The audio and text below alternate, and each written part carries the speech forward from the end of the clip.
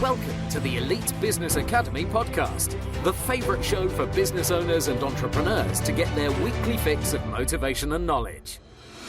Discover powerful strategies on how to build a successful business and techniques to create a positive life. And now, here's your host, motivational speaker, business coach and founder of the EBA, Craig Wilkinson. Welcome to the Elite Business Academy podcast. My name's Craig Wilkinson. I'm the founder of the EBA and I'm your coach for today's podcast. And throughout this podcast episode, I'm going to share with you how to identify your target market when it comes to being laser focused on your marketing. I don't know about you, but marketing for me is one of the most frustrating areas of business. Why? Because we spend a lot of time, effort and money on marketing and it's not guaranteed on generating any results whatsoever. I know personally over the years I have wasted tens and tens and tens of thousands of pounds on marketing that just did not work.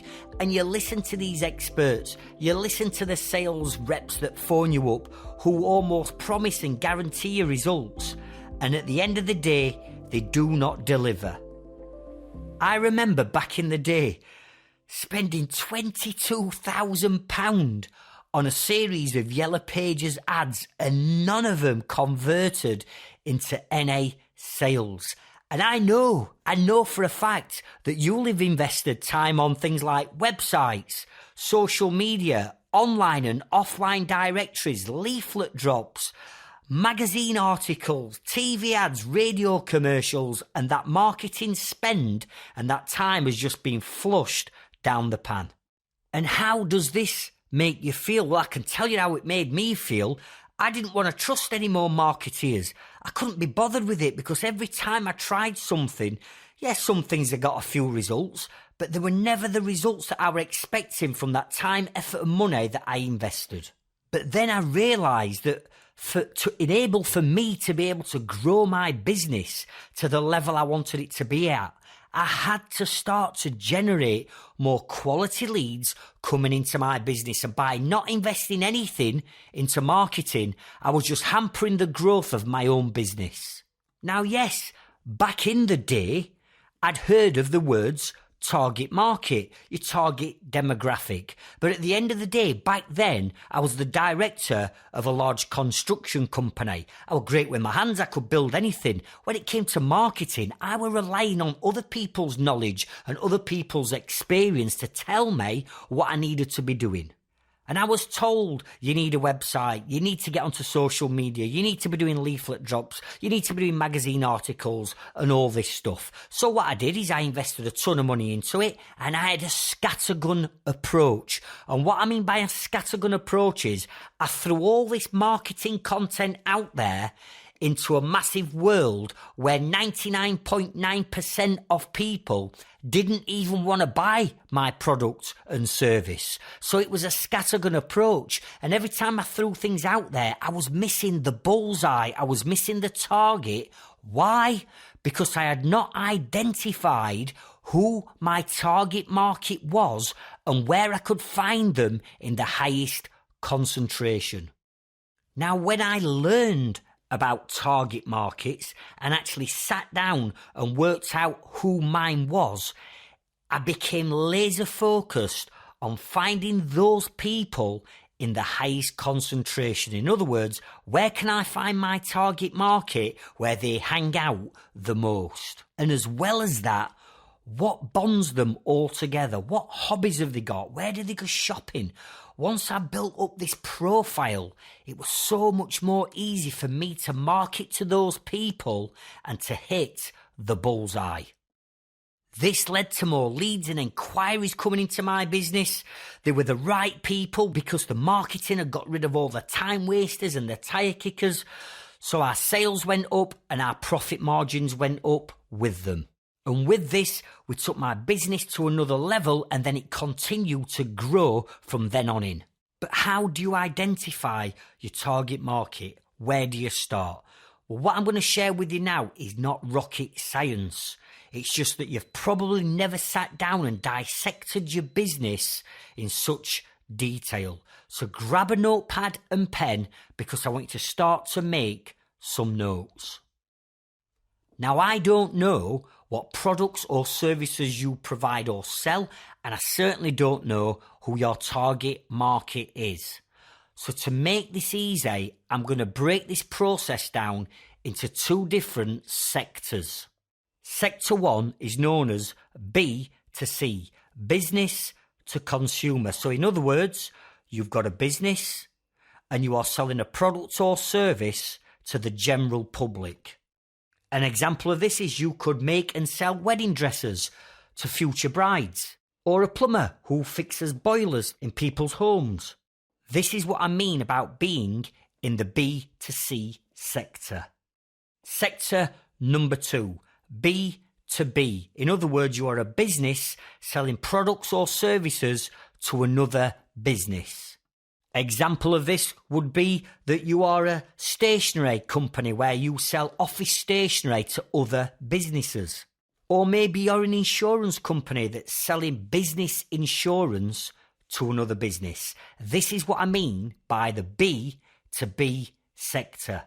Now, it's not unusual and it's not uncommon for a business to have both of those sectors as their target market. If that's you and you have got a B2B and B2C market, then you need to identify two lots of target market.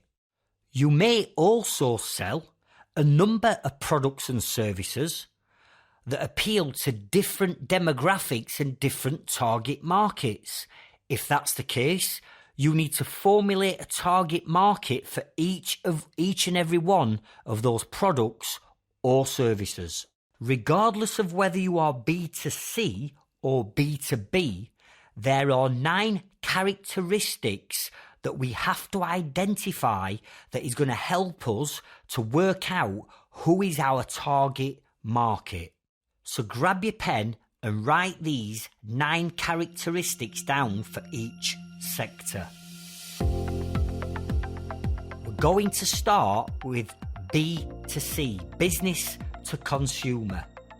Number 1, their age.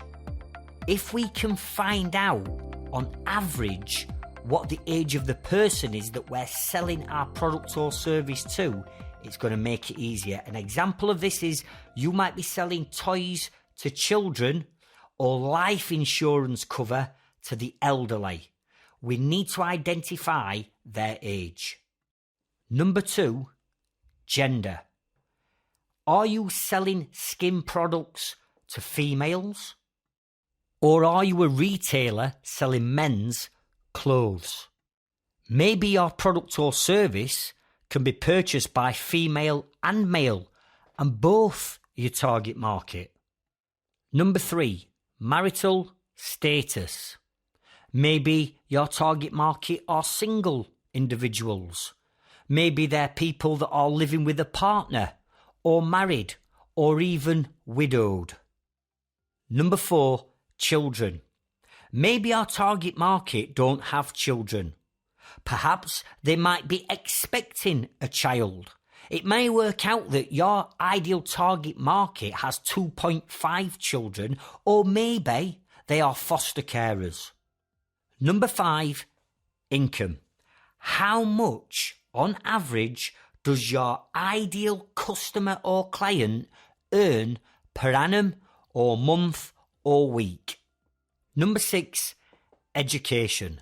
How well or poorly educated is your target market? Maybe you're looking for someone who's been educated at university, or maybe you're even looking for someone even more specific. Maybe it's a lawyer that studied law. Number 7, religion. Do they belong to any type of religion or have religious beliefs? Are they involved with any particular types of clubs or organisations? Number 8, hobbies. Are there any particular hobbies that bonds your target market? Do they play golf twice a week? Are they into extreme sports? Or do they spend their spare time painting? Number 9, values. Are there any specific values that your target market have? Do they value their time that they spend with their families? Are they honest, reliable, trustworthy people? There has to be some core values that bond your target market. Now let's look at the 9 key characteristics to the B2B target market. Number 1, what industries or sectors does your target market belong to? And it may well be that they belong to a cluster or a number of different sectors. We need to identify which these are. Number 2, location. Maybe they're within 10 miles radius of where you're based. Maybe it's based on a city or a county. It may be UK-wide, it could be global-wide. But where are your target market? Number 3, turnover. What size businesses are you attempting to attract? Are you after the micro businesses, the small to medium sized businesses? Are you after the large corporate clients or even blue chip global companies? But what size turnover does your target market sit within? Number 4, number of employees. Are we looking for one-person bands? Companies that have got between 20 and 50 staff? Or companies that have got beyond 250? I don't know, but you should know how many employees your ideal target market have. Number 5, job title. Who is it within that organisation that you are trying to attract to your business? Is it the HR person, or the marketing director, or the contracts manager, or the proprietor or director of that company? Number 6, buying style. In other words, how do they buy from you? Do they pay cash? Do they pay by bank transfer? Maybe it's a credit card. Maybe it's a pro forma invoice. But if you want to attract your ideal target market, how would you prefer them to buy from you? Number 7, how often do they buy from you? Is it a one-off purchase? Do they buy from you every day, once a week, once a quarter, or annually? But how often are they going to buy from you? Number 8, values. What are the core values of these businesses? What do they stand for? What's their mission statement? What's the culture that they've implemented into their businesses? Number 9, upsell. How likely are these businesses to be able to buy another product or another service off you there and then? The more we can sell to that business through the relationship we've built, the more profit you will make. Now, if you've only got the one product or service that you're currently offering to your target market, why not think about bolting something else on that complements the original sale? Now we've identified the 9 characteristics in each sector, it's now down to you to sit down and think outside of the box to each and every one of those questions. And I know from experience with working with hundreds of business owners on identifying their target market, I know you're going to find it a challenge to start off with. You're going to look at some of these questions and you're going to say, Craig, they don't apply to my business. They do. It's just that you've never got the research or the data to hand to support you completing each and every one of those sections. It's so important that you get the right data to be able to put these target markets together. And if you haven't got it to hand, here's what I'm going to suggest that you do. You need to go back to all your existing customers and clients and get this data through a survey. Now, I know you're going to think, no, this is going to take me forever. It's a ball aching job, and it's not easy. But if you don't get this data and get it right now, you are going to continue with this scattergun approach where you're going to waste your own time and your own money attracting the wrong people to your business. Now, the quickest, fastest and easiest way for yourself and your customers and clients to put a survey together and complete it is through an online tool called surveymonkey.com. There is a free version and there is a paid version.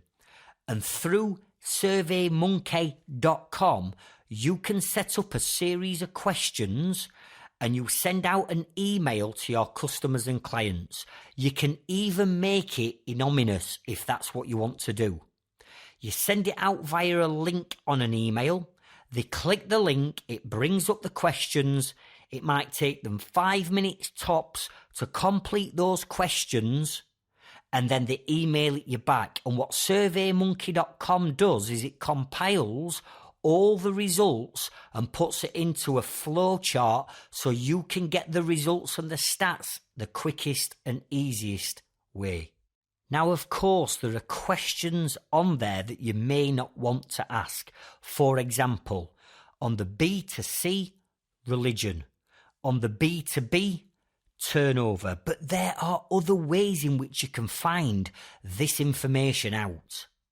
For the B2C target market, it's really easy to use things like social media and Facebook to go and have a look at one of your past customers or clients and have a look at their hobbies, have a look at their religions, have a look at how many children they've got to build up that data. For B2B, you can easily find out turnover, number of employees, etc. from company's house. So there is no excuse for someone to turn around and say, I can't put my hands on that information or data. Yes, it's ball aching, it takes a little bit of time, but at the end of the day, if you want to grow your business by bringing in the most profitable customers and clients in their highest concentration, you have to know who they are. Another great starting point with identifying your target market is to pick out your top 5 customers and clients and ask yourself this question: why are they my best customers and clients? What bonds those 5? What have they got in common? You may come up with answers like, they pay me on time, they're so easy to deal with, I've got a great relationship, they're this particular size company, they're based in this particular location, they pay by this method. You can quickly, easily start to build up your target market based on your top 5 clients. Now, once you've gone through this process and you have identified the profile, the demographic, the avatar of your ideal target market, the next thing we need to look at is, where can we find them in their highest concentration? Where do they hang out the most? Let me give you an idea or an example of what I mean about marketing to people in the highest concentration. When I first went through this process and I did my B2C target market, I realised that the thing that bonded all of my customers and clients was children. And what I understood from my B2C avatar was, I understood their marital status, I understood how many children they got, and me being a building contractor that built extensions and houses, we realised that the common denominator in all of this was a growing family, was that people were running out of space because the kids was getting older. When we understood that children was the common denominator in all of our avatars, we then started to market in places where mums, dads, parents, grandparents would take their children, such as play centres and nurseries, online forums for new parents.